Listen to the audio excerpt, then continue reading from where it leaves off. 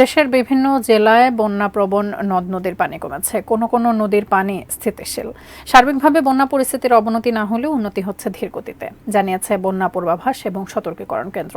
তবে পানিবন্দী মানুষের দুর্ভোগ বেড়েছে। সুপেয় পানির সংকটে উদারময় চর্মরোগ সহ পানিবাহিত বিভিন্ন রোগ ছড়িয়ে পড়েছে দুর্গত এলাকায়। প্রতিনিধিদের পাঠানো তথ্যচিত্রে দেখব ডেস্ক রিপোর্ট। কুড়িগ্রাম জেলার ৯ উপজেলার ৪ শতাধিক গ্রামে এখনও পানিবন্দী প্রায় ২ লাখ মানুষ। বিশুদ্ধ খাবার পানি, স্যালাইন ও ঔষধের সংকট চরমে। কুড়িগ্রাম পানি উন্নয়ন বোর্ড জানিয়েছে, ব্রহ্মপুত্র, ধরলা ও দুধকুমারের ৬টি পয়েন্টে আগামী ৪৮ ঘণ্টায় পানি কমে বন্যা পরিস্থিতির উন্নতি হতে পারে।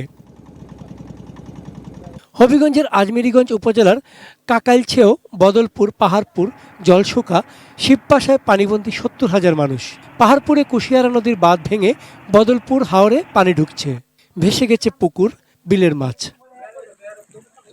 সিলেটে বন্যার কারণে স্থগিত হওয়া উচ্চ মাধ্যমিক ও সমমানের পরীক্ষা শুরু হয়েছে।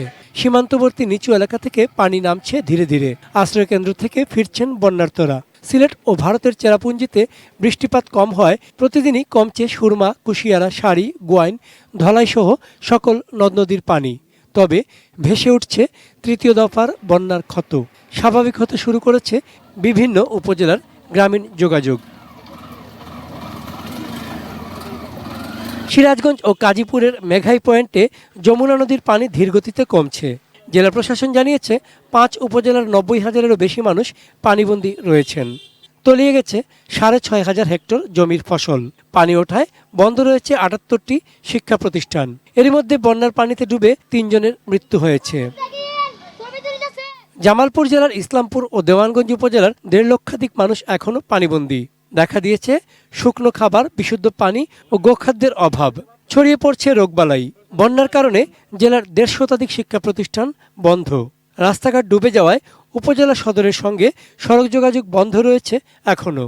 পানির জন্য কোনো জায়গায় আমরা বাইরে বের পাইতেছি না, মনে করেন কোনো খাওয়া খাদ্য ঠিক মতন পাইতেছি না, হাট বাজারও করে পাইতেছি, যেদিকে পারে এইদিকে পানির গরু বাছুর নিয়ে খুব অসুবিধা হয়ে আছে, খুব কষ্ট, খাওয়া দাওয়া নাই হাতে। ৮০,০০০ লোক কিন্তু বন্যা কবলিত হয়েছেন এবং আমরা সার্বক্ষণিক প্রশাসনের পক্ষ থেকে তাদেরকে মনিটর করছি।